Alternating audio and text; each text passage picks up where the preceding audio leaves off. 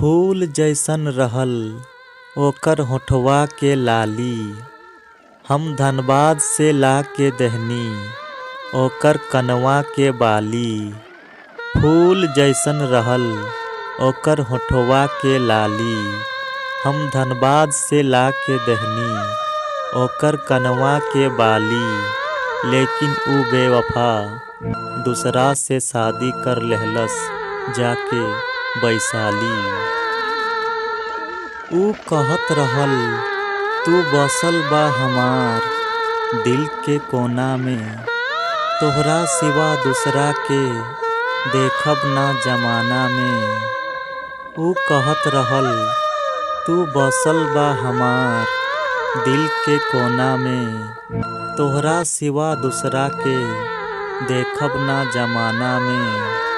लेकिन ऊ बेवफा दूसरा से शादी कर लेहलस जाके पूना में। हम जियत रहनी ओकर प्यार के सहारा में, हम जियत रहनी ओकर प्यार के सहारा में। लेकिन ऊ बेवफा दूसरा से शादी कर लेहलस जाके आरा में।